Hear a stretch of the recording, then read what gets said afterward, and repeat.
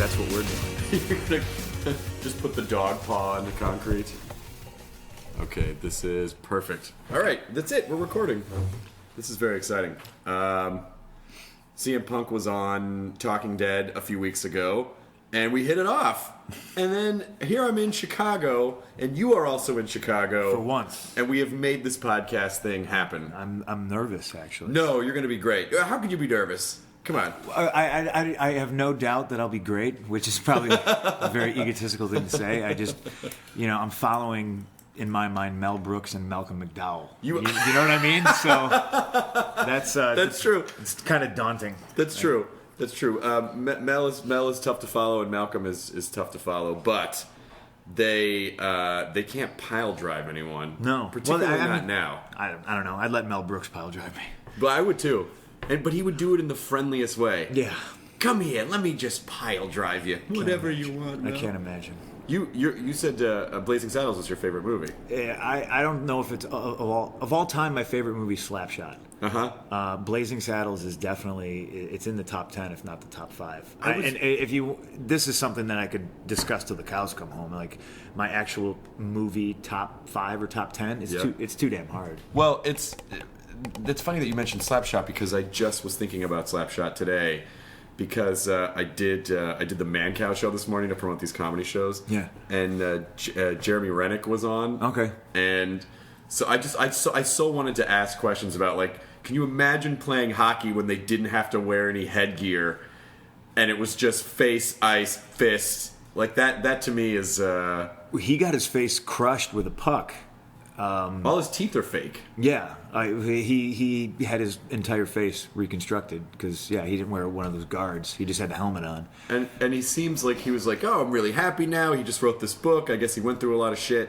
But but they said, but I think Mancow asked him like, were you in pain when you woke up this morning? And he goes, oh yeah, every morning. Yeah. I'm in pain every morning.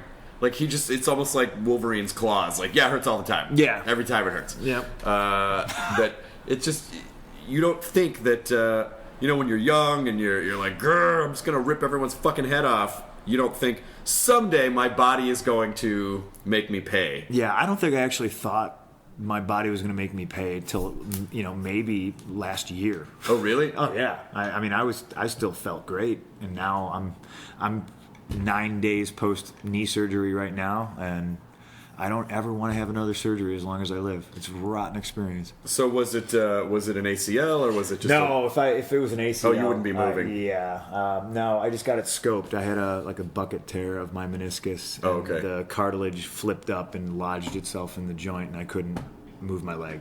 ACL is the only knee thing I knew to say. Yeah. So a lot of times that's a safe bet. If you go ACL, people go, yeah, ACL.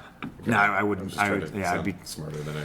We'd be podcasting over the phone, I think. But it actually doesn't look that bad. It's just like two tiny little Band-Aids right there. Yeah, I took the stitches out the other day, and, I aggressively rehabbed so I can get back in the ring soon. You're walking around? Yeah. I want to talk about how amazing your place is. Oh, thank you. It really does. I think I said this when I came here. Like, this feels like the sitcom apartment from, like, when you'd watch, like, Friends. You go, who the fuck can afford that apartment? But this is... It's like a super cool multi-story but open kind of floor plan. You've only seen like one room too, really. There's a whole bunch of secret rooms and trapdoors and stuff. But let's just talk about the contents of your place. As I look around, I see a gorgeous portrait of Wolfman, Vincent Price. I see a bunch of horror characters. I see a Leatherface. There's a Big Trouble in Little China poster. Signed by the cast. Are you serious? Yeah. Signed by Kurt Russell? Yeah. And did Kim Cattrall sign it? I think she did. God damn it. Yeah. And then next to that on the floor is a flux capacitor. An actual flux capacitor. Just sitting around. Whatever spare parts. Just throw some stuff together. So you were hanging a clock on your toilet, and that's when you slipped, and then you got a concussion. And that is what makes time travel possible. Absolutely. Then I see a Creature from the Black Lagoon. So you're huge. Your place reminds me of Rob Zombie's place, where it's like it's this specific sector of kind of like horror sci-fi genre. I'm most proud that you can walk in and not know what I do for a living, because I don't have a bunch of junk. You know, I don't have pictures or toys of myself hanging up, which a lot of pro wrestlers seem to do that, and I've always thought that was kind of weird. You're not going to do the big painting of like you naked in a clamshell? I didn't say that. Okay, all right. Because I haven't seen all the rooms yet. I don't know what's here. It'll have nothing to do with wrestling. You know, people are going to be so fucking mad at me, and I apologize, but I have not watched wrestling in a really long time, and I'm sure that's going to infuriate a lot of wrestling fans. Like, how could you get to sit down and talk and you know all this stuff? But I just assume the internet's going to yell at me no matter what, so I fucking just can't care. The funny thing about that is the wrestling fans who constantly complain about the content of the shows, and they still watch every week. So they just want to complain. So you don't watch, and then they're going to complain about you not. They want you to be miserable with the rest It's of them. better that I don't, because if I came on with a bunch of knowledge and specific questions, they'd be like, how the fuck could you think that? What did you, you know, like, whatever. They're going to attack you no matter what. But I grew up in Memphis, right when wrestling became, it was just about to make the transition from local public access is what it looked like. But I was there when Jerry Lawler was there and Andy Kaufman and like Jimmy Hart and those guys, and they would do it down, I think at like WHBQ or like something downtown, like something in the city. Yeah, and little studio wrestling. That's exactly what it was. And then within maybe 5 years, all of a sudden it was like, oh, these are fucking like huge stadium theater type things, and wrestling had become a national phenomenon. It's crazy. I don't know if they're ever going to look back on what I've done and like the era I've wrestled in and consider it like art, but the stuff that I don't know if you got to see it or if you just grew up around it, but it was there. I mean, that stuff is unbelievable to me. That stuff is art. Like Memphis wrestling and Andy Kaufman, like that's amazing. And that's kind of like our worlds colliding right there. Kaufman is a comedian, entertainer, and the wrestling. That stuff. If I had the flux capacitor over there worked, that's probably all I would do. You'd go back in time. I would go back in time and just go to wrestling shows and see bands maybe I never got to see. You know, like the Misfits play like Jersey in 1981 or something like that. Oh yeah, that's right. You never see a time travel movie where someone just goes back to see all their favorite stuff from when they were. No, I'm not going to go back in time and try to stop Hitler or stop John Wilkes Booth from assassinating Lincoln or anything like that. No, I'm going to go see like Guns N' Roses in '86 play the Sunset Strip or something. And then you're going to take Guns N' Roses back to play and then murder Hitler. I'm a very selfish person. You're going to murder Hitler with Guns N' Roses. That'd be not a bad idea. You'll just sit Hitler down with Axl Rose for like 10 minutes and be like, this guy is an egomaniac. We would have to pick a way more Jewish band, I think. Just to fuck with Hitler. Yeah, absolutely. I think some of the Misfits are Jewish, actually. Like and then they get to kill Hitler. Yeah. With the power of rock. Yeah. With the giant subwoofer that you bring from Doc Brown's lab. And you strike the chord. It all comes around. I love how, on the show, when you did Talking Dead, there was a moment where I felt really bad because I think I said something to you like, you look like a lot of the people who used to beat me up. And you were like, hey, I'm not that guy. Like, I was not, And then as we kind of got to talk more, and certainly being in your apartment, what I uncovered is this nerdy guy who's in the body of a Viking. Okay. And so it's... Are you hitting on me?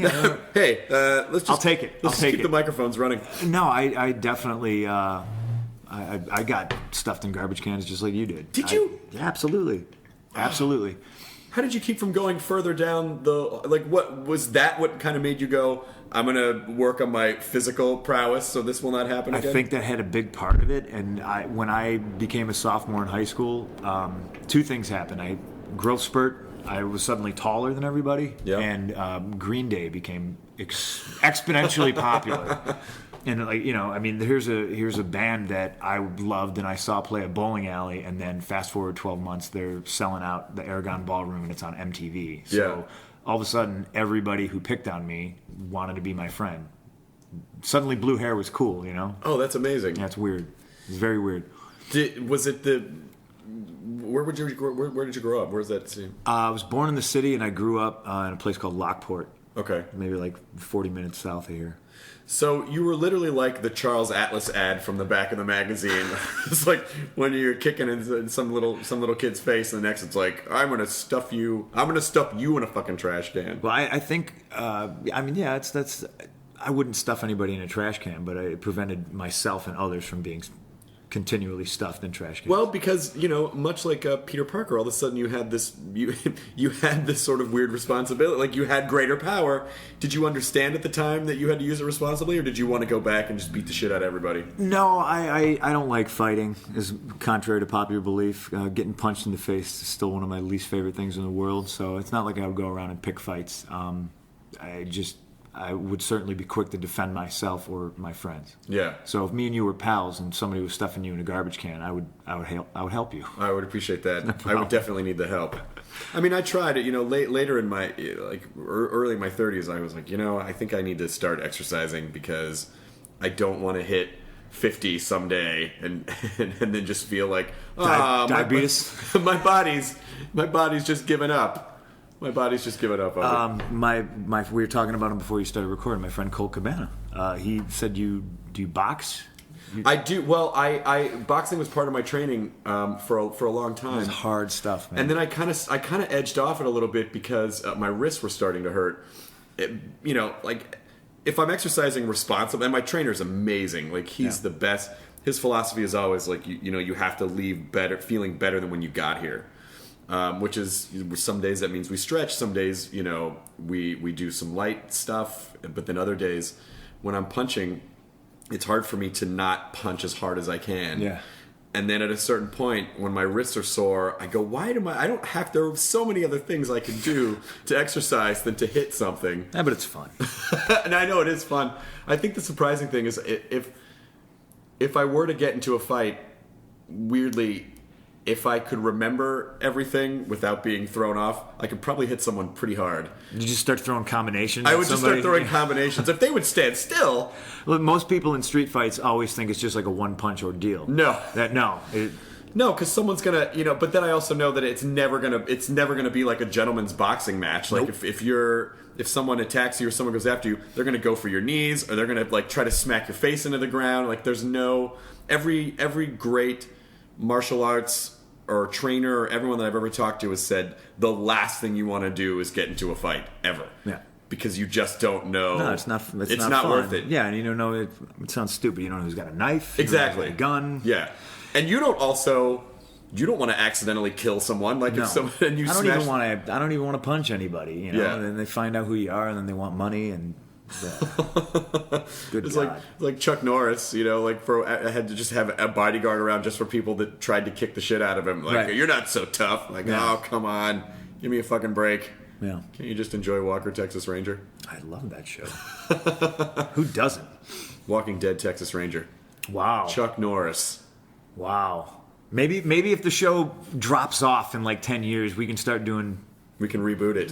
We can do cameo guest appearances. You get Steven Seagal on there. Oh. By that point, we'll have perfected the Chuck Norris bot. Like science, within 10 years, we'll have a Chuck Norris bot. He's probably a robot already. He does look a little robot-y. Have you seen Expendables 2? No, how is it? It's the worst, best movie you'll ever see. I mean, you kind of know what you're getting. Yeah, with it. Absolutely. And I went with a bunch of buddies, and we hooted and hollered. One of my friends is a local stand-up comedian. His name's Marty DeRosa. Free plug for Marty. Nice. And we went, and he was killing me throughout the movie. He was saying the most ridiculous shit, and to me, that's the kind of... I hate when people talk during the movies, so luckily we're the only ones in there. That's not good for Expendables 2. Yeah, and he just kept throwing one-liners, and he elbowed me at one point and said, that was supposed to be Patrick Swayze's role, and like... They all those guys... this fucking kills me, but they've all had so much work done that they all just look like old lady dolls. They look like dolls of old ladies. Well, to get back to Chuck Norris, he doesn't do shit in the movie. He walks towards people with 2 big machine guns and just shoots. Yeah. And like he's got a couple of lines, but like he doesn't do anything. You don't see him run. He doesn't briskly jog. He doesn't move. He just kind of slowly walks. And then, of course, I had to Google it, and he's like almost 80 years old. Well, if you're Chuck Norris, the people walk into the bullets for you. Yeah, absolutely. So you don't have to... I didn't realize he was almost 80. He's pretty old. I'll probably be wrong about him being almost 80, but he's at least 70. He's much closer to 80 than we are. Yeah. Oh, yeah. Right. I feel like we should high five after that. Hell yeah. That's where you have to, like, as you start getting, like, well into your 30s and then early 40s, it's like that's where you take the victories. You're like, well, I'm not 80. It's always so comforting to talk to someone like Mel Brooks where you go, he's 86 years old, and he still fires on all cylinders. And then you go, all right, maybe... Do you feel the crushing weight of time on your shoulders always, or does that not Me? Do you not think about that No, stuff? I feel the crushing weight of what I do for a living on my shoulders. I guess that's true. Yeah, literally on my shoulders. Stuff hurts, man. I gotta figure out what's next. How did you ultimately get into wrestling? I think I was a nerd. Obviously, I liked stuff that. I pigeonholed myself, and I found myself attracted to everything that everybody else hated. Mm-hmm. So like punk rock, wrestling. I'm straight edge, so I don't drink or do drugs. So I really just kind of alienated myself in a way. But wrestling, the circle gets smaller and smaller of people that you can hang out with. Absolutely, people who I have like a lot of things in common with. But I just fell in love with wrestling when I was a kid. I watched Roddy Piper smash a coconut over Jimmy Snuka's head, and I was just like, this is the wildest thing. As a kid, I thought a couple things. That's awesome. This guy, he's not the biggest guy. I was never the biggest guy. So I could probably do what he does, and all he does is just talk shit and get away with it. Yeah. And that fascinated me, and that was my defense mechanism. Even when people were punching me in the face constantly, I was still mouthing off to him, Yeah. But I also thought they were all millionaires. I was like, this guy, he's on television, obviously. Like, so obviously he has all this money, and But it doesn't really work that way. I don't think. I mean, my understanding is that there's this sort of this unified body of world wrestling, kind of, and I might be wrong, and so I invite you to correct me as much as possible. But essentially, just owns everything. And then just are kind of like, okay, you can be this guy and you can be this guy, and do they sort of pull the strings, or how does that work? It's like that now. I think I got a lot of friends who are in bands, and I think what you do and being in a band and being a wrestler, there's a lot of parallels. Sure. You don't start off on the Tonight Show. No, you don't start off and get your own comedy special. Right.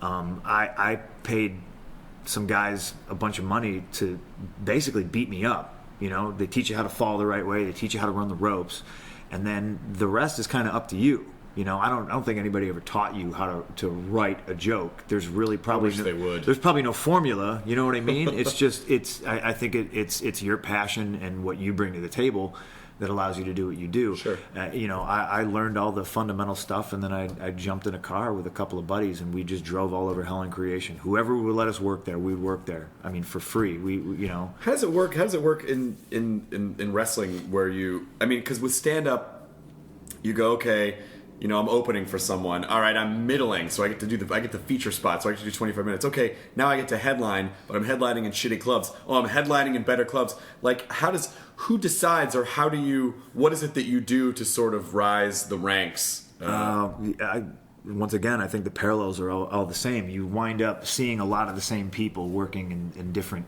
territories, so to speak, and a lot of people just stay where they're at. And there's a lot of guys in Memphis that were just Memphis wrestlers. Yeah. But we would drive, for a Saturday night show. We would work like maybe a Friday in Louisville, Kentucky, for a Saturday shot. Drive all the way to Philly to do a show in Philly, and then have to drive to Wisconsin to do like a 4:00 show on a Sunday. Oh my God. Yeah, we were. It's brutal, and you get your name out there, you bust your ass, you work hard, and people would trade tapes. Fans on the internet and stuff like that would trade tapes, and you get more well known. More promoters call you, more promoters want you. We want the CM Punk Colt Cabana match at this show, and then next thing you know, you're wrestling in Cleveland, you're going out to California, and then the next thing you know, somebody offers you a plane ticket, and you're like, holy shit, I'm flying. Yeah. You know what I mean? Like, this is amazing, and then you work your way up, and that's all I ever did. Do you find that I actually, the more you talk about it, the more it feels like it's almost exactly like comedy. Yeah, it's gotta be, because you're sort of crafting your state, your stage persona, so to speak, and you as you go through, is there any part of it that's like, well, this is more me, or this character is the opposite of me, or this is my voice, or it just feels like a natural extension of who I am? Well, I like being a bad guy because I think for me it is a natural extension of who I am. You know, I can. It's a lot easier for me to get people to hate me than it is for them to like me. It's kind of fun too. Yeah. Oh no, absolutely. You always remember the bad guy in a movie. I love being able to push people's buttons. I love being able to walk to the ring and see somebody and know like what I can say to them that's going to get them so pissed off that they spit on me or something horrible. I mean, guys back in the day used to get stabbed. They used to follow them out of the building and slash their tires, set their car on fire. You mean like the fans would, or you mean like some of the? Listen, I'm not saying all, but some of the wrestling fans are kind of terrifying. Yeah, like the guys who are the worst to me on social media, or just say like, you're a fucking, I want to beat the shit out. Like, you kind of look at their profile and it's always the same kind of dude. Me and you need to sit and just scroll through our at mentions and just read them to each other. I want like some sort of a Freakonomics thing where we track data points, because and the thing is that a lot of times I want to tell them, like, you don't even understand how predictable of a data point you are. Yeah. But it's always like a fuck white... you, pussy. Yeah, exactly. It's usually like a white, doughy dude. The eyebrows maybe be almost migrating together. There's there's a bunch of wrestlers that they're following. Or it's an egg. It's always an egg. And everything is like, fuck you, you're a pussy, or come on. Right. You just need to be hugged, and someone didn't hug you. The funny thing when it comes to that with me is what I do is, obviously, people don't like use the word fake, but yeah, it is what it is. It's predetermined. You know what I mean? Like, so what you see on TV, the stuff I'm doing, it's not reality, but I still have people. You know what I mean? Like, there's a really weird. They think it's a documentary. There's an interesting cross section of people that there's the smart wrestling fans that'll just be like, oh, you're boring, right? Like they try to intelligently insult me if that's possible. But then there's the people who 100% believe it, and sometimes they're little kids.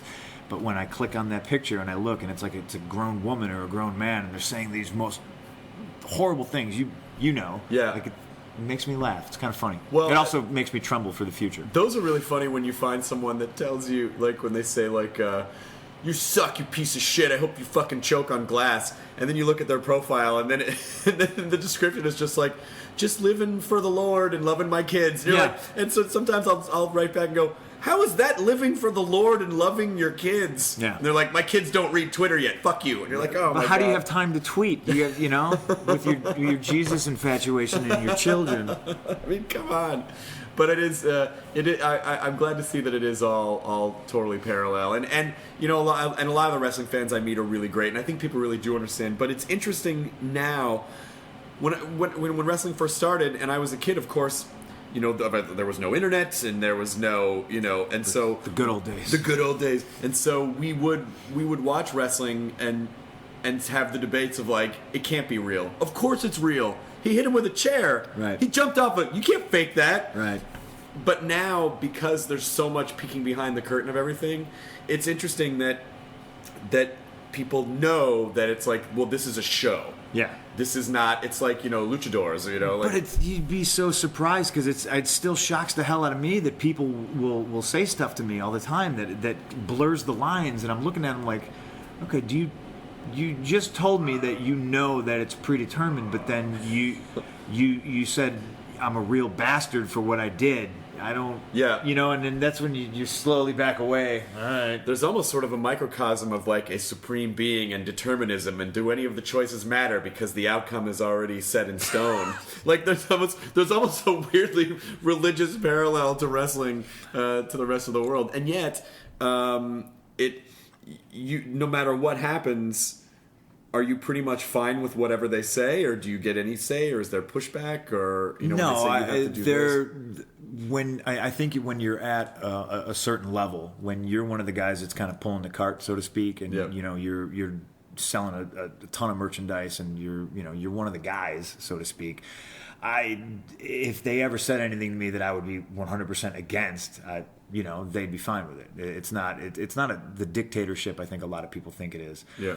For I think a lot of lower level guys, they're just so piss pants afraid that they're going to lose their job over any little thing. I don't think they would say no to anything. Yeah. But when you're in a position such as I am, and whatever power I have, I don't wield maliciously.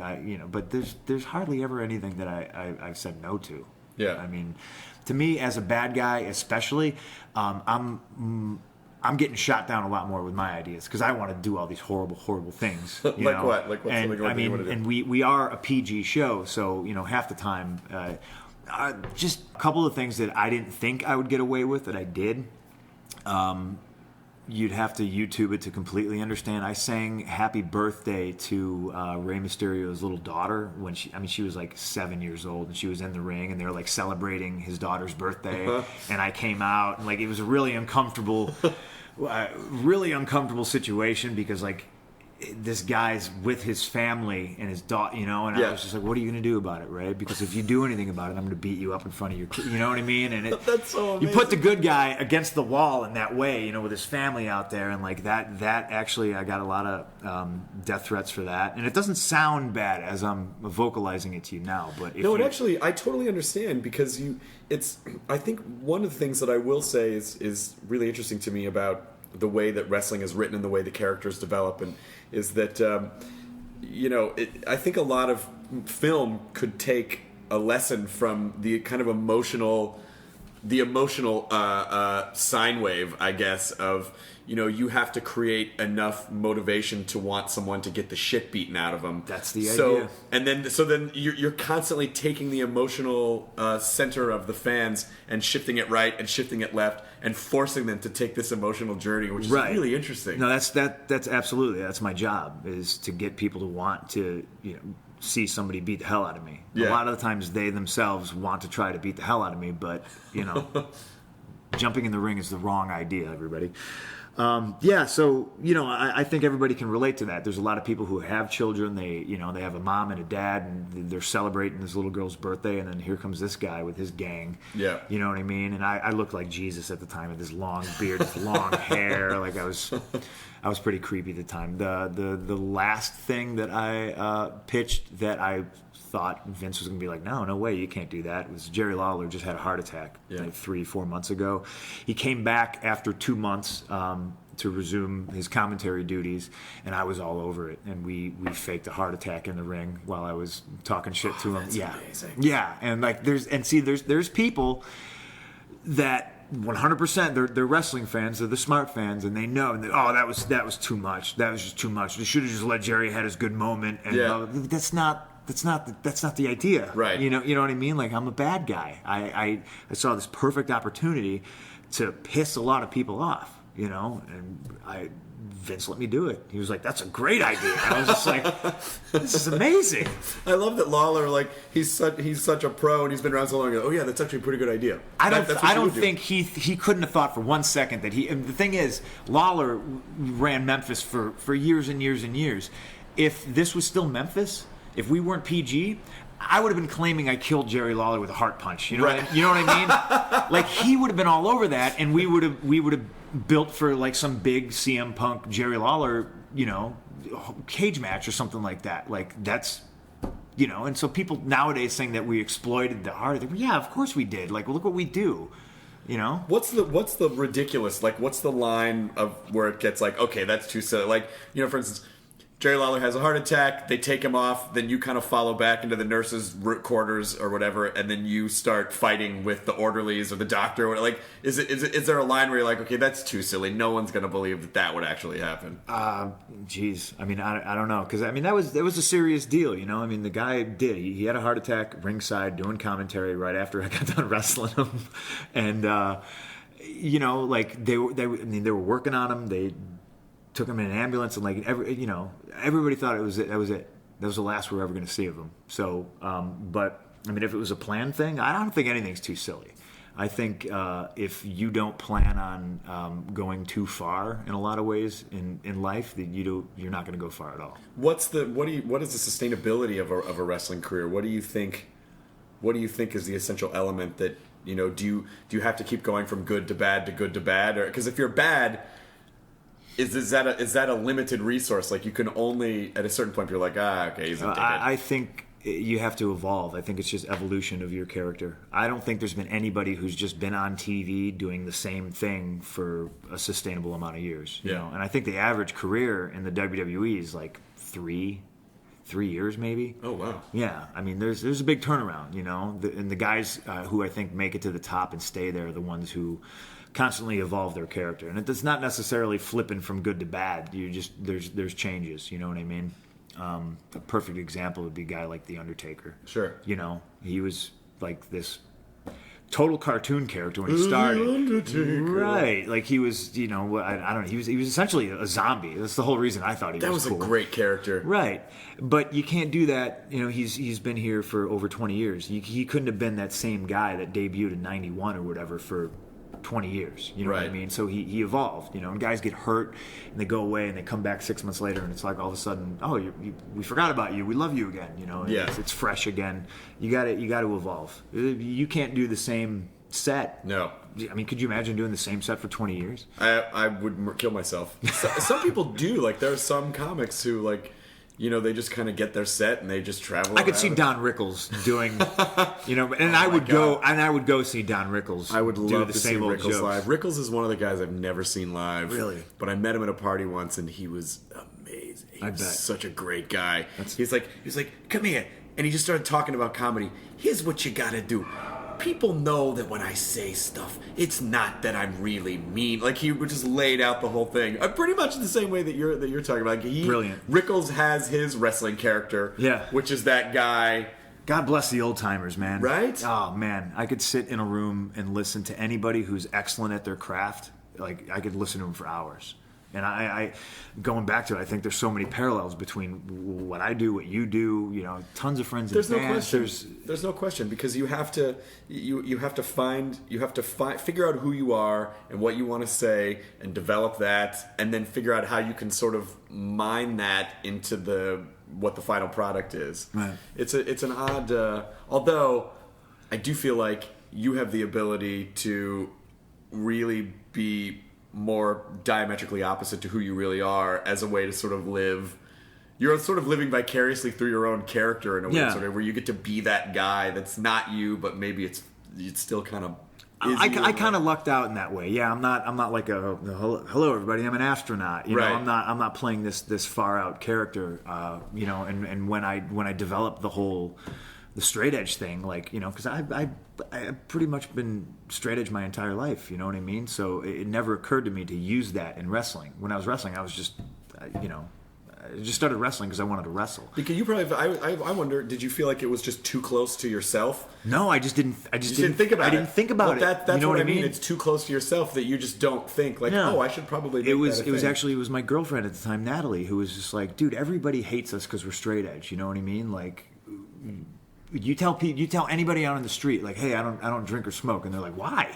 What? you know what I mean? Or the second thing is they immediately think that you are some recovering heroin addict. Sure. You know what I mean? So but no. And then I was wrestling a lot in West Allis, Wisconsin, at a Knights of Columbus, and I think the main draw for this Knights of Columbus was that they sold like dollar beers. Yeah. So they would have this wrestling show once a month or twice a month, and they would put 500 people in this little unfinished basement of a Knights of Columbus, and there'd be like a riot every goddamn night I was out there, because I would go out there and I would just be like, hey, listen, I'm straight edge. I don't drink, I don't smoke, I don't do drugs, and here are all you fat Wisconsin, you know what I mean? And like, there's no guardrails, there's just people with all, two-fisted beers. They'd start dumping beer on me, and I would roll out of the ring and just sock somebody in the face, and just like all hell would break loose. Like, I was like, oh, I'm really onto something here. That sounds kind of fucking amazing, because at the same time, within the body of this character, you actually get to express this social commentary that you probably actually believe.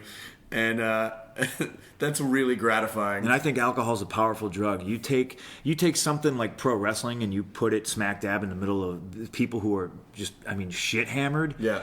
They're like, I can do that. I can't tell you how many times people would just get up, walk into the ring, and it would just fucking just be curtains for them. Well, but your job is to make it look seamless. Right, and my job's to make them mad, but you add that without, you throw alcohol in the mix, and anything goes, man. I know. Those are the lawless CM Punk days. Our list, the listeners on the show have heard me talk about this a million times, but I've been sober for almost 10 years, but it wasn't really. I didn't choose to do it as, like I think alcohol is, like it wasn't really.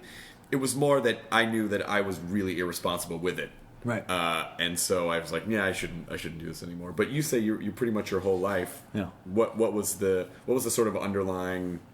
The basis for it was my dad was an alcoholic. That was it. Yeah. And never like in a violent way. You know what I mean? But just like there was always cartons of cigarettes, and there was always a case of Old Style, or many cases of Old Style. Yeah. And you know what I mean? And sometimes there weren't Christmas presents. So right. In my mind, I was like, you know what I mean? Like, the ultimate bummer for a kid, like just whatever. And just seeing my dad the way he was and stuff like that, I just made up my mind. I was like, well, I'm staying away from that shit. But don't you think there's an interesting personality trait that some people have? Because it's usually either when you live in an extreme situation like that, it's usually one or the other. You either become that, or you become like my dad is a casual drinker, but he drinks almost every day. Like he just has a few beers, right? But he and his dad had a terrible relationship, and as a result, he and I have an amazing relationship because he wanted, but it totally could have gone the other way. I firmly believe like your parents and your surroundings will make you who you are, whether that's good or bad. What do you think that is? What do you think it is that makes some people take the path of light and other people take the path of darkness? I don't know. I intelligence maybe. I don't know. I would like to think that because I pretty much at 15.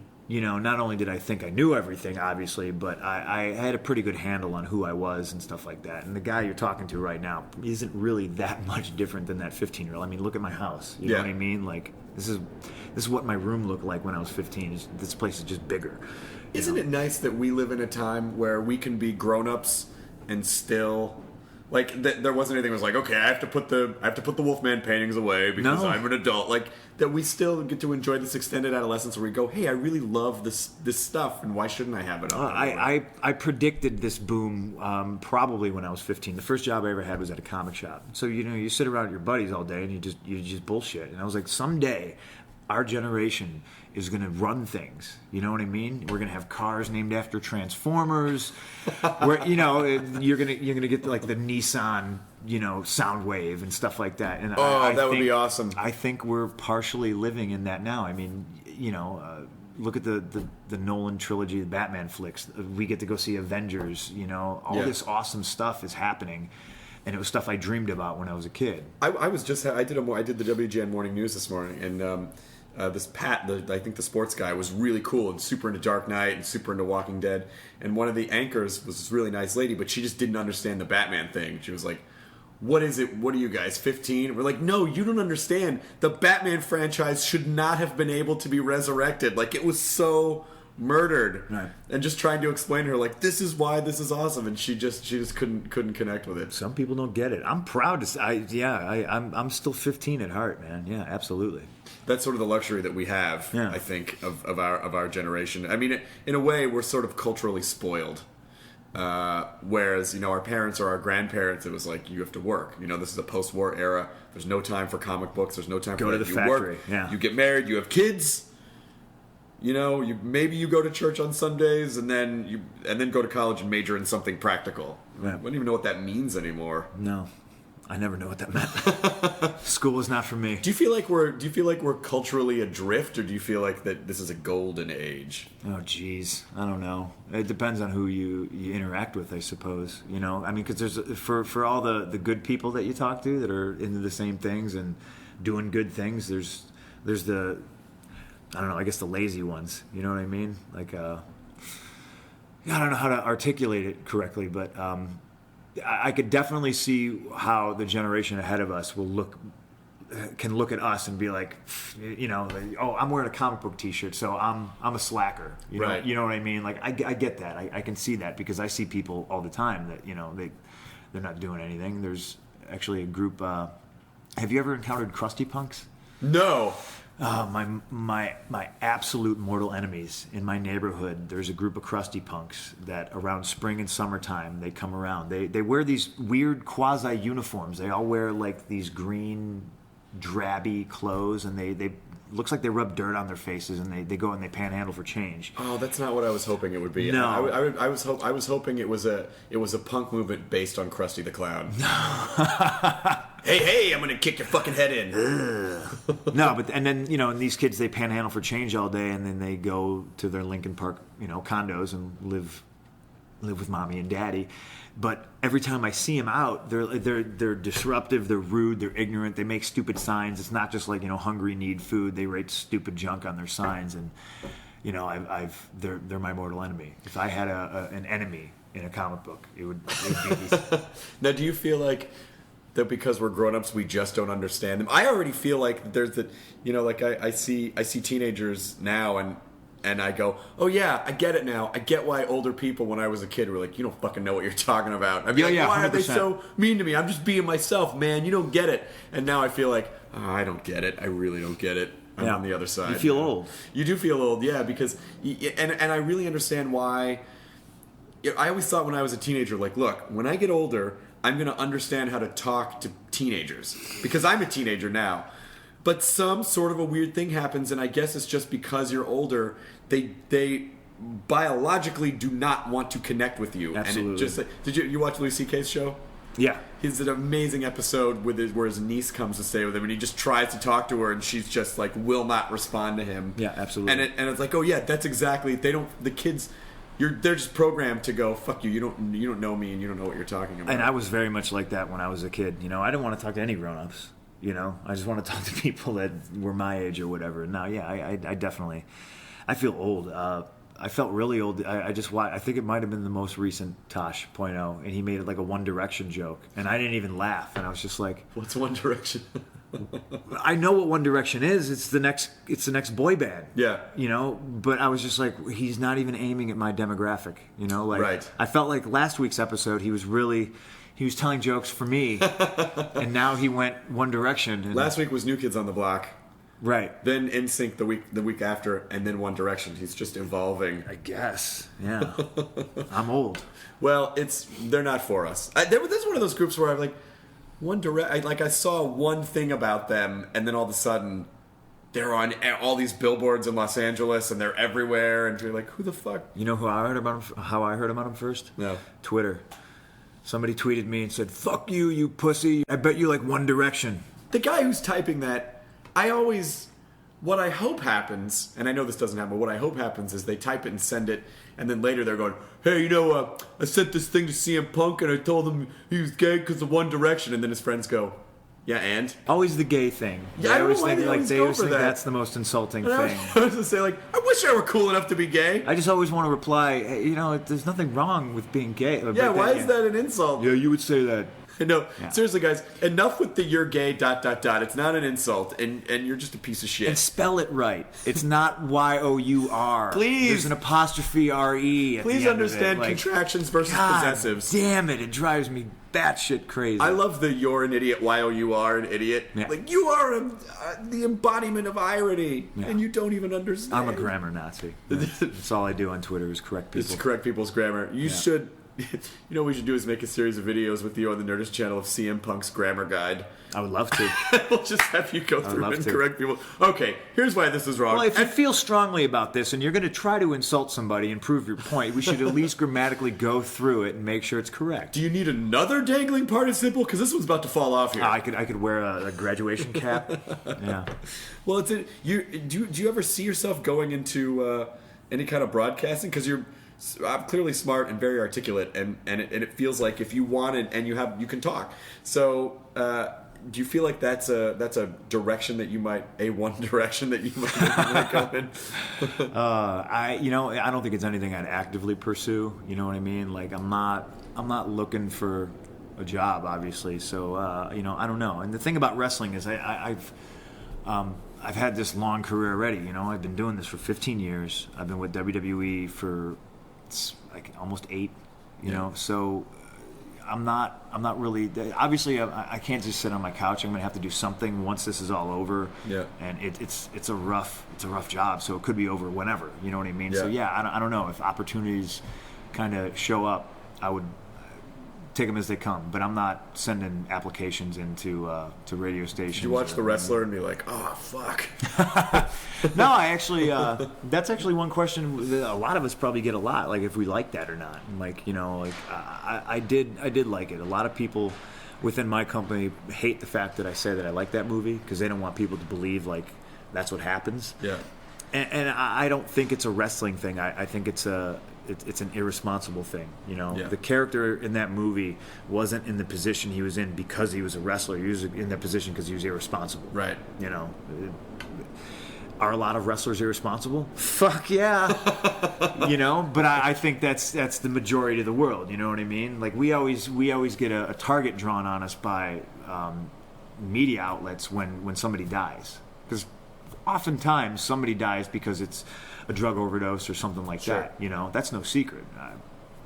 But did they overdose because they were a wrestler, or did they overdose because they were just an irresponsible human being? You know what I mean? Well, it's a much better looking headline to say wrestling killed ... as opposed absolutely. to this individual made a poor choice and probably could have gotten help sooner, and it's sad that no one helped them, and then they just have to vilify someone.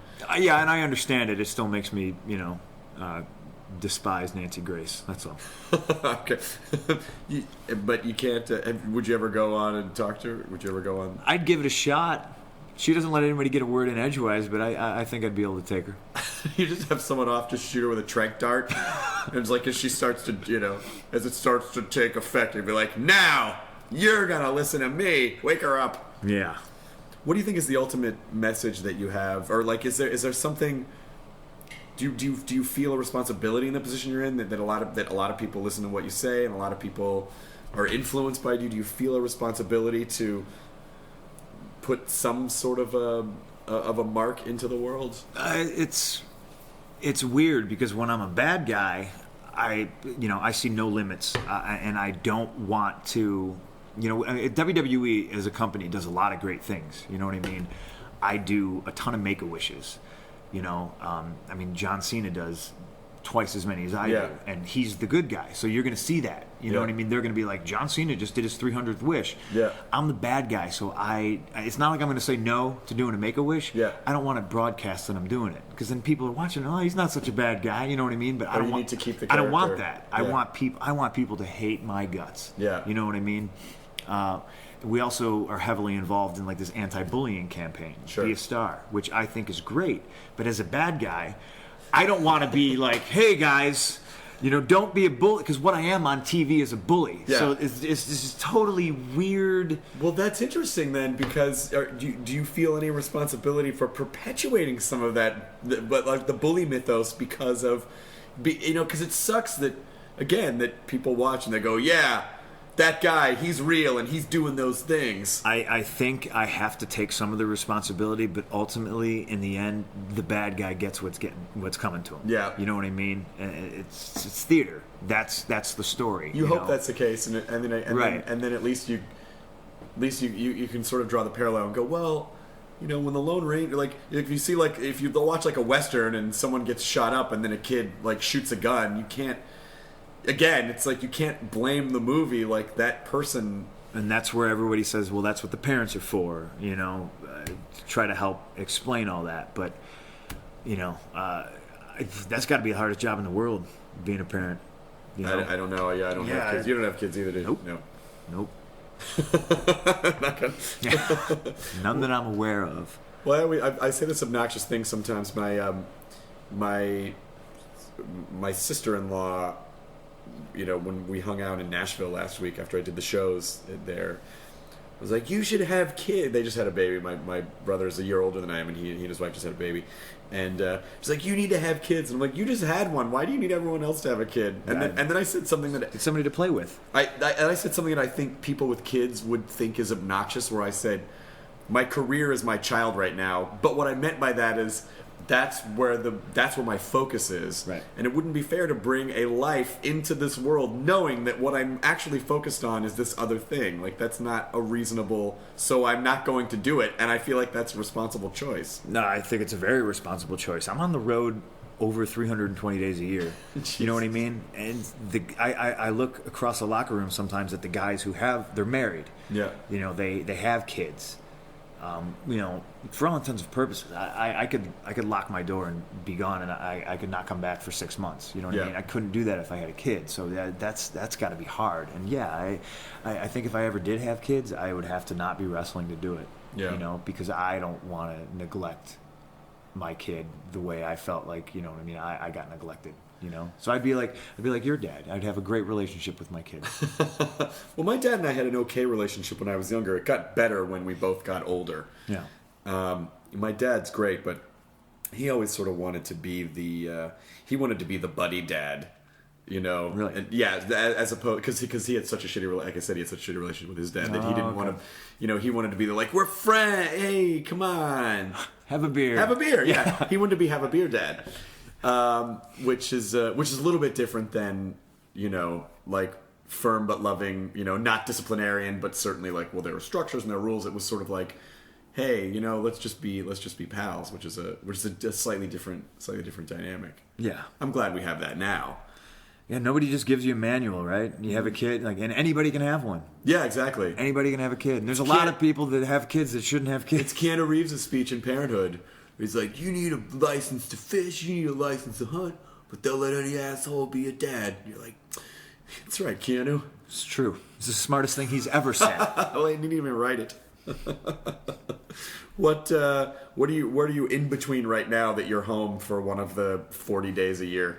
Well, the only reason I'm home is because I just had knee surgery. So it's not like I'm missing a whole lot of shows, though. I'm leaving Saturday. We got a pay-per-view in Brooklyn on Sunday, and then we're doing Monday Night Raw on Monday, obviously, and then we're taping Monday Night Raw because Christmas is on Monday this year. Yeah. So we actually get Christmas off. Oh, that's so nice. Yeah. But you're going to broadcast on Christmas. Yeah. The show will be on. We're just taping it on Tuesday in Pittsburgh, and then...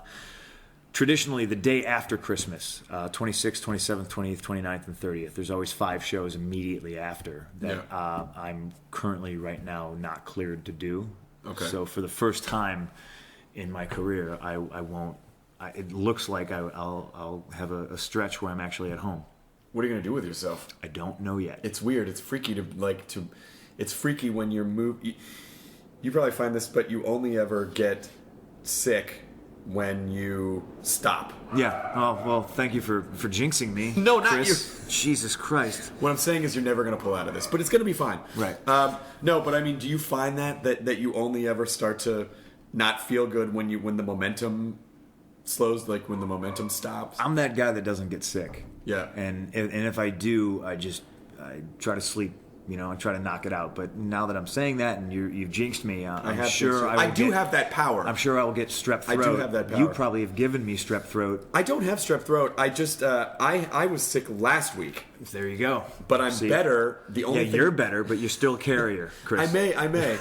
Here, I'm going to lick my finger. Just let me touch the corner of your eyeball. I'm sure nothing good can happen. What happened was that I haven't done so many stand-up shows in a really long time, and it was after the comedy special aired. Then I had to go back on the road and start getting new material together. And so I've done 10 shows in a week, and my throat just wasn't prepared. And since I got sick last week in Nashville, and I got better, but it's still it totally chewed my throat up. Yeah, it'll knock you on your ass. It's no fun. So I feel fine, but I just sound like shit. You talk for a living. I do talk for a living. About zombies. You love Walking Dead too. I see The Walking Dead. I see some trade paperbacks over there. Yeah, I got where's my Tor Johnson? My Tor Johnson-esque zombie tattoo. Oh yeah, that's nice. Yeah, that's another thing about me is tattoos. I'm such a nerd and everything. People always make fun of me because I have stupid tattoos, but tattoos to me are subjective. I've always been afraid of them. Oh, they hurt like hell. I'm not afraid of the pain. Don't ever do it. I'm not afraid of the pain. I'm afraid of having something on my skin and then going, shit, that's not what I wanted. I can't get it off. Marshmallow on a stick. There's a piece of pizza right there, Chris. There's pancakes. Yeah. I didn't notice the grout was food. It's absolutely.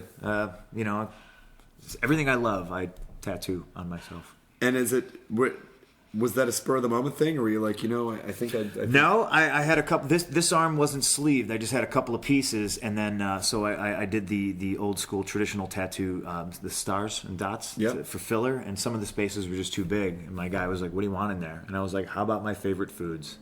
There's a cupcake. There's a double scoop of mint chocolate chip on a sugar cone. Yeah. And did he add anything and you're like, that wasn't, I didn't like Pez, you put that in there. He always tells me he's going to put balls on something. So I could have balls on something. I don't know. Steve Jones has that. Steve Jones You can't see it, but I got the banner down there when there's no room in hell. Oh, that's on The Dead Will Walk the Earth. Absolutely. That's fucking sweet. Yeah. Huge nerd. I'm living vicariously through your tattoos. That's fine. Because I just don't. Yeah, my girlfriend has a bunch of tattoos, and she's like, you don't understand. Once you start, it's very difficult to stop. It's really weird. Yeah absolutely. I don't know. The floodgates open. She just got one a couple months ago, and she was like, yeah, and this will be it for a while. And then within a week, she was looking, like she has on her Pinterest page, there's a whole bank of tattoos, and she's like, the older you get, the worse they fucking hurt. I would imagine. Oh, it's such a rotten idea. The worst is if you get like a really big one. If you know you're going to be sitting in a chair for 5 hours, it's just a horrible idea. That's 5 hours. Yeah. That's 5 hours of somebody hurting you. She said the one that actually hurt the worst was like on the inside of her middle finger. Yeah. She got white ink of a USB symbol, and she said that one was actually... That's a cute tattoo. It was a cute, she and a bunch of her friends went out and did it. Now I got 3 X's in there. Oh, man. Yeah, those sucked. Yeah, I'm just not. I think I'm just... Don't do it. I don't think so. I'll get one for you. I appreciate that. All right. I appreciate that. I'll get something really ridiculous for you. just something out of my act. What is what was the name of the pajamas you wear? Kigurumi. Kigurumi. Well, I'm sure glad I just admitted that. Yeah. The thing is, they're really comfortable. Dude, I never heard of them until you dropped that knowledge on me last night, and I was Googling it all night. It's like wearing your spirit animal. I barely slept, because you said you had like a purple wolf? I have a purple wolf. I was like, so that means they're not just sticking to like actual animals. You can get like wacky shit. Totally wacky shit. You can get you can get robots, you can get dragons, you can get all sorts of... And it's fucking Christmas time, so guess what I'm getting for Christmas, and buddy? You have a nice Christmas tree over there. Why wouldn't you want to open your presents? First tree ever. The first tree. I hate Christmas. I'm the Grinch if there ever was one. I'm not a Christmas guy, but I figured since I'm actually going to be home because of this knee surgery deal, I bought a tree, and like a man, I carried it on my back and I walked it home. With knee surgery? Post like 7 days post knee surgery. I like to do stupid stuff like that. Now, what is it? I flip back and forth on Christmas every year. Some years I'm like, I'm excited. And other years I'm like, they're just forcing you to feel an emotion at a certain time. You're like, I get really... That's a total Hallmark holiday to me because I'm not religious, The people who like Christmas because, Jesus and all that, more power to you. To me, it's presents. Yeah. That's really all it's ever been. And I will honestly do my shopping on Christmas Eve. I'll buy everything for everybody on Christmas Eve, and I'll feel proud of myself because, wow, I just did that in 2 hours. Look at all this stuff. I didn't spend weeks and then I'll pay my little sisters to wrap everything. That's good. Yeah. That's the nice thing about being in a position where you can... Here. I'll pay you. Please, just make this go away. Just wrap this shit. Get out of here. Well, you could unwrap your presents in the Kigurumi when you actually get one.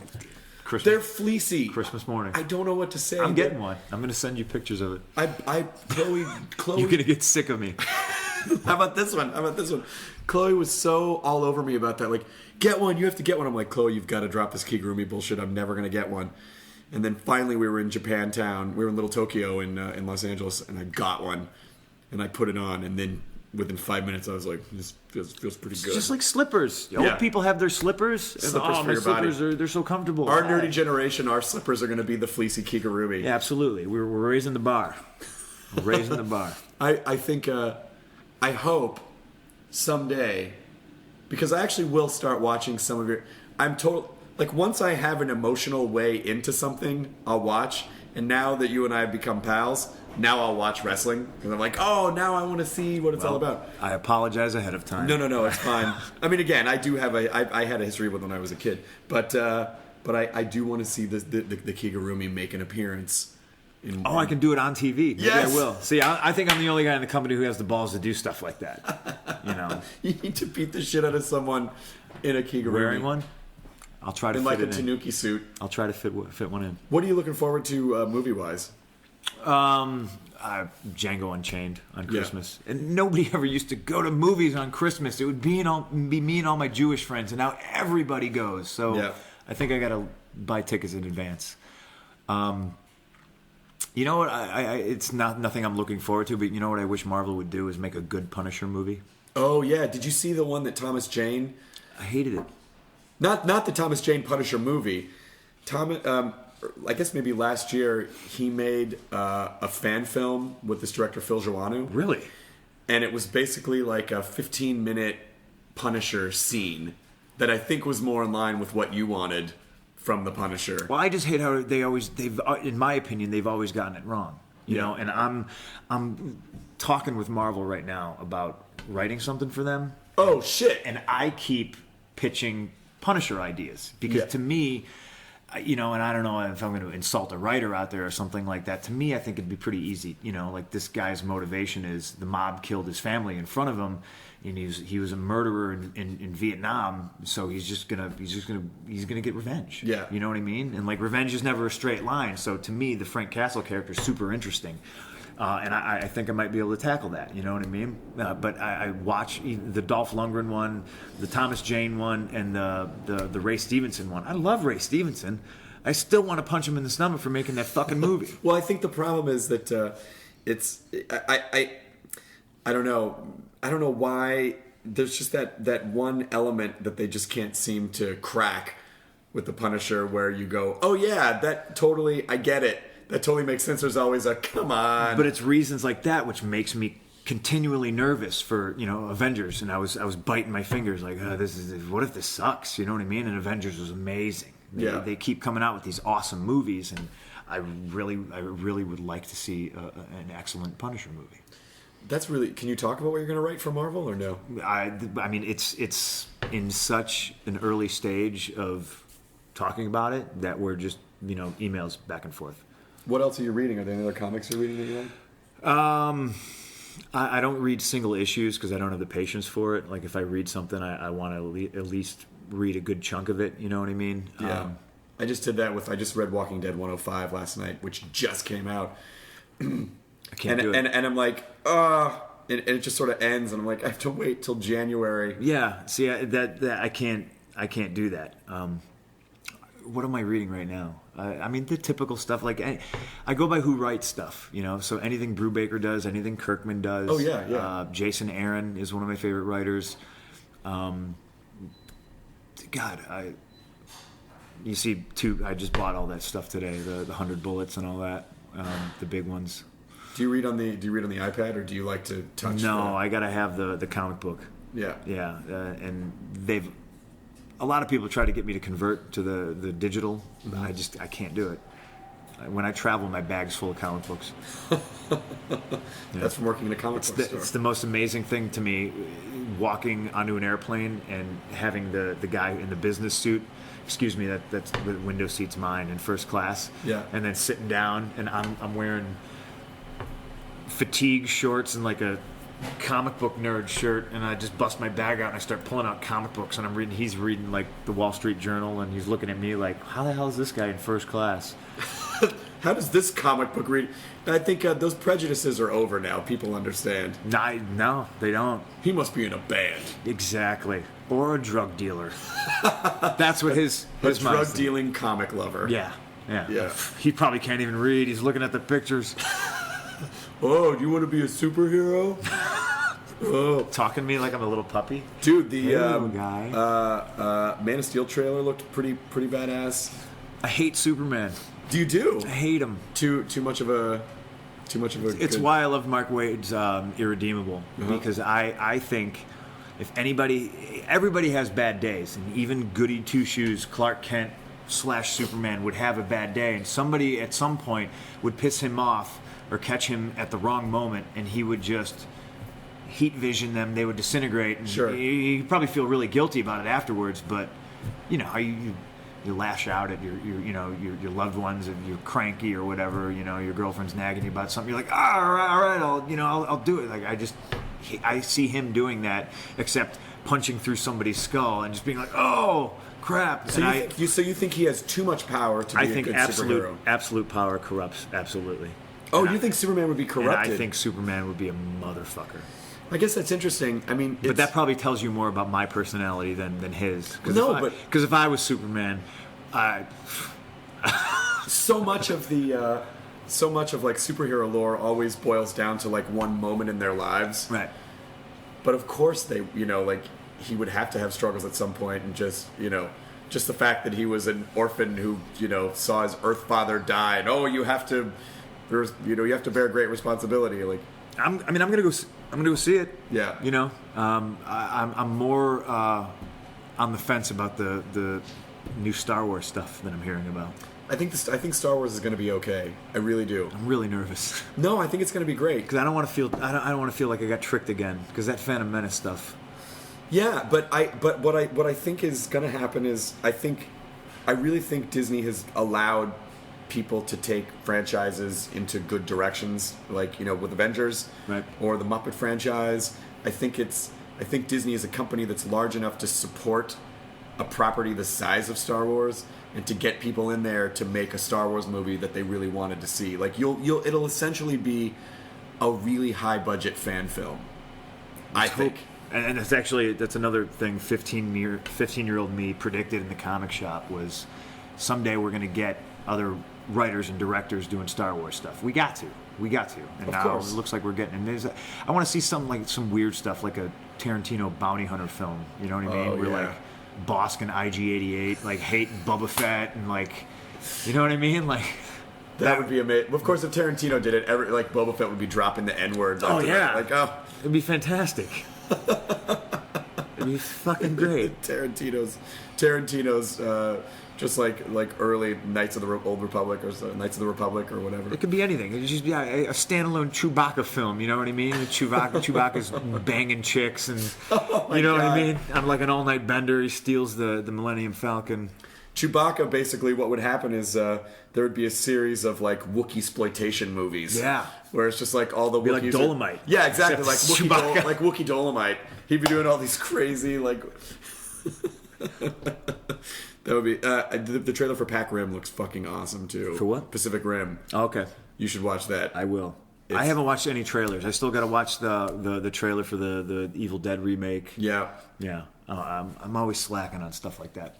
It's hard to keep up with everything, especially when you're on the road most of the time. Yes. Do you travel alone? And then we'll wrap it up because I don't want to take too much of your time. But are you? Is it the same thing for what you do as? Because a lot of times with comedy, you'll do your shows, and they're super fun, and then you go back to the hotel room, and then it's just you, alone, and then you just, you just feel weirdly sad, and you go, I shouldn't feel bad, I just had great shows, I did what I came to do, but just here I am, left with all this energy that doesn't know it's where that to go. high you get from making people laugh. Sure. And you're entertaining people, and it's a high. You're scooping out your emotional core, right? And then you get, and then the solitude just suffocates you. It's the exact same thing. I understand why people drink and do drugs. Like I understand why they're like, I just need to not feel this way. I do too. No, I just because I don't do it doesn't mean I don't get it. Like I understand. Another parallel. When you're done with a wrestling show, you'd either jump into a car. I mean, when you're broke, you're starving. You know what I mean? Yeah. You jump into a car with as many people as you can, and we used to have a minivan that we just stick like 8 people in. Stick 8 people in a hotel. So we never had that solitude, but there was a point in my career where, like, once I, quote unquote, made it to the top. Yeah, it's very lonely. It's very, because it's a competitive. It's the most phony competitive sport in the world. Right. Where it's predetermined, obviously, and people are going to tell you what you do isn't real, but then you're swimming with sharks half the time, and everybody wants your spot. They want your job. So it's kind of hard to find buddies sometimes. Oh, I guess that's true. That there is the public competitiveness, but there is actually really a substrate of actual fuck that guy. Absolutely. Yeah. What do you define as? Well, first of all, what do you do in those moments where you feel like the solitude is a little overwhelming? Like, how do you cope with it? Well, I have a sleeping problem as well. Like, I barely ever sleep, so I wander around a lot. Like, just walk around at night? Yeah, absolutely. Read comic books, pass the time. My problem, though, is if I'm going like a 2-week European tour, I will read every single comic book that I brought with me to read while I'm waiting in the airport to fly out. And then it's done. Fucking horrible. Yeah. And I'm carrying around 20 pounds of comic books. Now, I mean, how I used to travel and how I travel now are two completely different things. About a little over a year ago, I got a bus. I leased a bus, like a Star Coach thing. And, there's a bed on there. I got a refrigerator. So, I mean, it's the difference is night and day. But, when you're driving through, Wyoming by yourself, just going to like the next town and checking into a hotel and, I mean, smartphones are like lifesavers. I can't imagine, we used to travel with a map. You know what I mean? We used to have a map in the car. And then when MapQuest came out, holy shit. It opened up like a new world for all of us. Chloe and I drove across country over the summer, and I don't know what we would have done without Yelp to tell us, like, don't stay at this place, eat at this restaurant. Isn't that amazing? Yeah, we're such spoiled pussies now. And that's one thing I want to do, though. That's one of the things I need to do is drive across country. Because I've been everywhere twice, and I've seen a lot of cool things, but I'm never in one place for too long. Yeah. So... I'm in Australia, and it's like, oh, cool, there's Australia. You have nice buses and hotels. You need a month. You really need a month. We did it in like we drove from LA to Memphis in like 2 and back in 2 weeks. Wow. And it's great, but you do like, on day 5 where you go, all right, we got to get back on the road and drive another 500 miles today, 400 miles today. Like that, it's sort of similar. You really need a month where you can stop and go, hey, I'm going to stay in New Mexico for 3 days. Map it out and check stuff out. Really check it out. Yeah. It's nice. We're fortunate that America doesn't have the history that other countries have, like particularly, like if you go to Europe or Asia, but what we do have is, just an amazing landmass with a lot of stuff. Yeah. And you stumble across these towns that are virtually untouched by time, and you can see, oh yeah, this town, you can see that it looks like Deadwood, Like there's the hanging tree over there. Yeah, exactly. It's like, here's 2 stories of these wooden buildings, and that's they pretty much, they pave the streets and put electricity in, but it's ultimately like pretty much the same town. Yeah, I gotta check that out. Yeah, it's good. It's a good town. And it's a good thing to do if you ever have time. Someday. Do you ever feel like you can take time off? I'm gotta make the hay while the sun shines kind of guy. Yeah. So I've never taken time. I've never had a break, in 10 years. The last time I didn't wrestle for an extended period of time, I fractured my skull, and I wasn't supposed to wrestle for like 14 months, and I took 2 months off. Oh shit. Yeah. What part of your skull? Where did you? I was like the side. Like, I got an X-ray here somewhere. It was pretty badass. Like, you see, like, this weird hairline fracture of my skull. It's pretty weird. Oh, Jesus. Yeah. There's really nothing they can even do for that. No, that's what I said. I go, well, what are you going to do to me? And the guy was just, the doctor in Jersey was just like, you can't put a cast on your head, so you just can't do anything strenuous. Can you caulk this? Months. Can you just, like, squirt some caulk in there? Yeah. You need an adamantium skeleton. I wish. Trust me, I wish. Because since I've been with the WWE, every time I've gotten hurt, there's actually been moments in my career where, I was like, all right, sweet. I just tore my gluteus medius tendon in my hip, and I have to go get surgery. At least I'm getting a break. Yeah. And, I go to get surgery, and the doctor gives me my pre-op MRI and says that it's not torn off the bone, and he's not going to cut me. Just go home and rehab. And I'm like, what's rehab on that? He's like, 2-3 months. So in my mind, I'm like, cha-ching, just scored 3 months of, not being around all these people that I hate right now. Yeah. Awesome. And then Vince McMahon calls you and goes, heard you're not getting surgery. That's good news. I'm going to need you at TV on Monday to do commentary. And you're on the phone. You're just like, all right. And you're, you know what I mean? And you're on your iPad and you're like Xing out the the Hawaii Marriott website. You're like, fuck yeah, all right, I'll see you Monday. Thanks, man. Can I Skype in for that? Do you need me? Do you actually need me there? Exactly. What's the craziest thing that you've ever, like, what's the worst you've ever actually been hurt, but then you still had to go, like, you still had to... The skull fracture thing was the worst thing that's ever happened to me. And I did it in a match, and I thought I broke my neck. Oh shit! Like I hit and like it was this weird like neck breaker thing where the guy's head kind of was on top of mine and we hit the mat at the same time, and I felt like this side of my body get really warm. Oh shit! So I was like, all right, something horrible just happened to me. But like I'm wiggling my toes and my fingers and I'm like, oh, okay, and I kind of just shake it off and I wrestled for like another 10 minutes or something like that. And by the end of the match, I was fucked. Like I crazy vertigo, and I needed like a chair to use as a walker to get to the back, and everyone's clapping like, oh, this guy's wow, he's good, he's just selling, wow, he's really good at his job. And then I got to the back and I just collapsed and just vomited everywhere. And are you pretty good with that stuff, or do you like? I personally would be like, I'm fucking dying. I would. Well, I didn't know, and I don't know if it's just a personality trait of mine or if it's just a wrestler thing where you just don't think. You're like, well, I'm out here and I got to finish this match. You know what I mean? I got to do it. I mean, hindsight being what it is, probably should have just stopped. Probably should just went, time out, everybody. I'm actually hurt. I really just got hurt. I'm not okay. Yay! No. Yeah, that doesn't exist in my world, unfortunately. How do you know? How do you know when you've made it? Like, what do you have a thing in your head where you go, there's a finish line that I cross, or is it a constant? Oh, I'm not quite there yet. Oh, I'm still not quite there. Well, I didn't do this. Well, this guy did this. Like, do you? I think it constantly changes, and it's always little things that you have to explain to the general population. I remember one of the first times I was like, oh wow, I made it.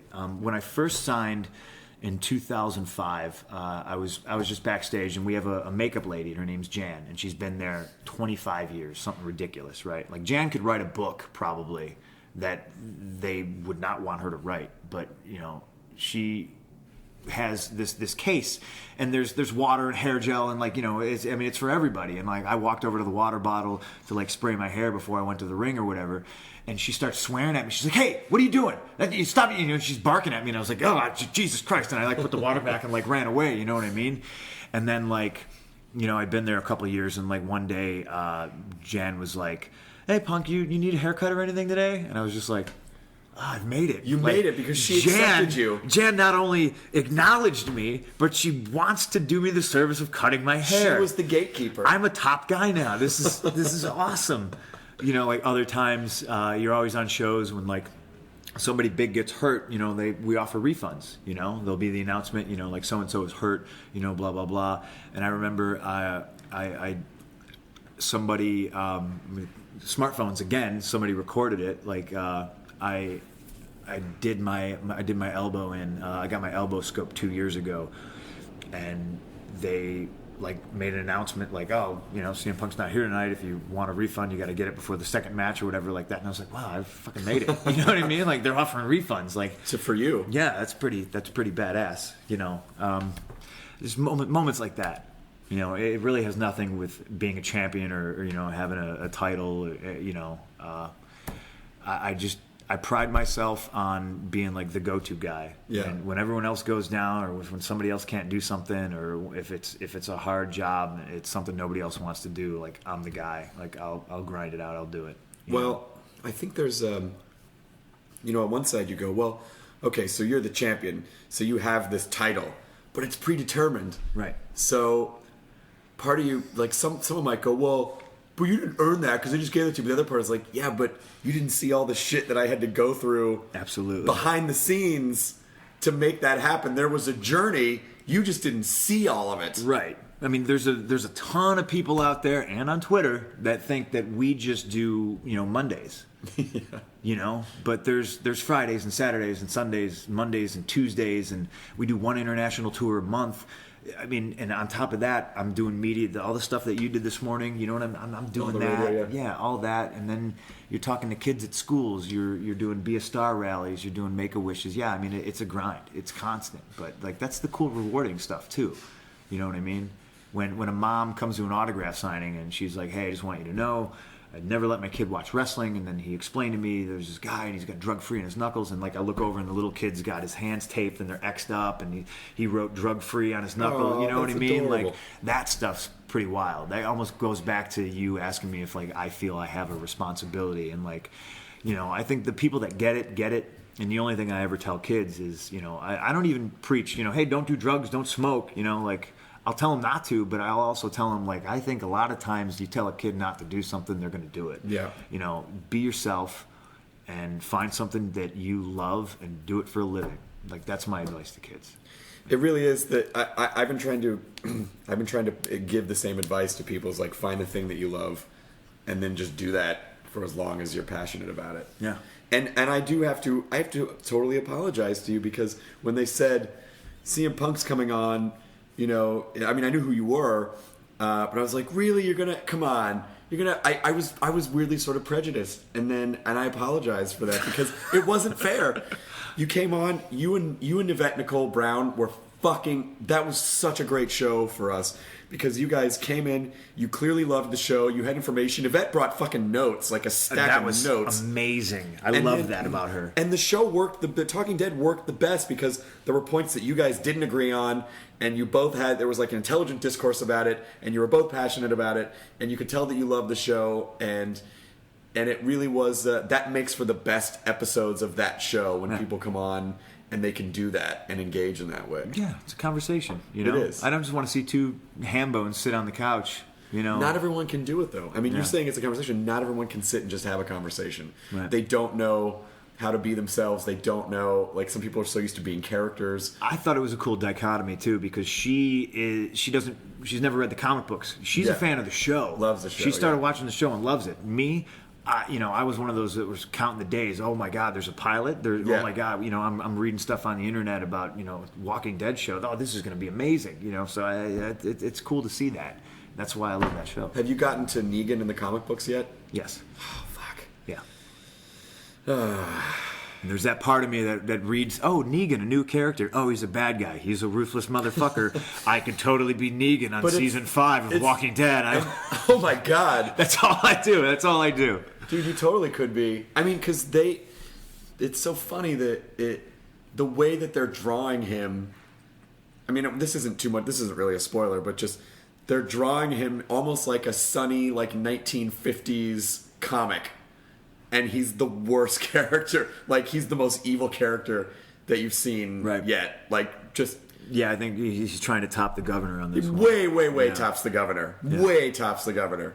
But even in the show, the choice to make the governor David Morrissey as opposed to what the governor was in the comics, which was, you know, clearly the governor was a piece of shit right off the bat. Right. But there still is the show keeps doing this thing where you're like, okay, I sort of see where he's coming. Oh, no, he's fucking crazy. Okay, no. He seems like a normal guy, and then he's got an aquarium full of heads. Yeah, shit. Okay, not that. But anyway, thanks for coming on. Thanks for coming on Talking Dead. You're certainly welcome back to come on if you want. I'm sure we'll work it out. And thank you for letting me come do the podcast with you. I appreciate this. And I'm sorry that I didn't know that much about wrestling coming into this. But I got to apologize, dude. It's, you know, we're all into what we're into. Yeah, I know, but I do. But for me, I like connecting with people on the sort of basic fundamental parallels of looking at different professions, whether it be writing, directing, you know, music, comedy, wrestling, or whatever, and then going, oh, at the core of it, we all do the same thing that's expressed in slightly different ways, but our mechanisms are basically the same. Yeah. Yeah, we're all the same kid. I mean, I think a lot of my friends, I say that all the time, like, we're the same kid. We were just put in different situations in different parts of the world, and we all like the same stuff. And I didn't have the physicality to back it up, so my wrestling was words, you know? If anybody out there ever messes with you, Chris, you know. Thank you. We'll go get them. Because I'm going to get torched, I'm sure, because I didn't ask certain questions that I don't know what those questions are. I think you're going to get torched for having me on your show. That's true, too. I think there's going to be your Nerdist loyalists, too. Like, there's this fucking wrestler guy. Yeah. You know? But then, I got a flux capacitor, dude. Yeah, I'm looking at I can see your refrigerator from here, and it says Not Penny's Boat. Yeah. On the side there. Yeah. That's been up there for years. So that's I hope people. Sometimes what happens is with the podcast is they'll go, and I don't know why they comment about this, but they'll go, "Oh yeah, I saw you had this person on. I think I'll pass on this one." And I always want to go, listen, be an intelligent individual. Consume something and then judge it. Because I don't think anyone could listen to you and be like, what a jarhead piece of crap. Like, you go, oh wow, he's an intelligent guy that has thoughts and feelings and a plan, and I do that. I actually like to listen to the podcasts about people I don't know. You know what I mean? Like people I've never heard. Like, well, shit. Okay, if this person is on Chris Hardwick's podcast, like, I'm going to listen to it because apparently I'm missing something. That is a unique point of view. Most people do not want to be challenged.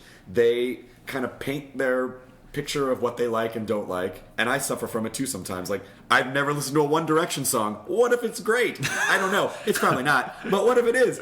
And so we get into our little cultural comfort zones, and it's easy to judge and go and create an us and them kind of a situation. But I feel like the stronger people are the people who go, I don't know what this is. This might be dumb, but I'm going to do it anyway because maybe I'll like it. Well, and then I'll judge. How many times did you do that with comic books? You know what I mean? Like, no, that's weird. I don't like who does the covers. You know? Yeah. All right, no, I'm going to try it. I don't entirely blame people. I do think we make a lot of lazy cultural choices, but I do think that it's just people are inundated with so much of everything that it's hard for our brains to process. I don't think our brains are evolved to process the amount of information that we currently process. And so I think that's why people just paint things into boxes and things are very black and white, and, well, I'm not going to listen to that, fuck that guy, because I'm sure it's going to be terrible. Yeah. Because they just don't have the energy to explore everything and make an informed decision. But I wish people would strive to do that more often. Maybe they will after listening to this podcast. I hope so. Yeah. And if any other wrestlers give you a bad time, I'll snark at them for you. I appreciate it. I'll give you some good roasty quips. You can tweet them something. Yeah, 140 characters. You're gonna hear it from me. You're gonna get it. Other wrestlers. Who's your biggest nemesis right now? Jeez, I don't know. I think me and John Cena have always been like, I'm the Randy Savage to his Hulk Hogan. Yeah, that's probably the biggest rivalry. It's been going on for a while. All right, I'll come up with a good John Cena tweet. Yeah, do it. You look like someone put Matt Damon in a Gigantorray. That probably sounds like something he would say. Oh, okay. Yeah. That's not really good. Let me handle it. Okay, I'll let you deal with that. How dare you help all those kids? Oh, no, that's... I don't have anything. All right, well, enjoy your burrito, everyone.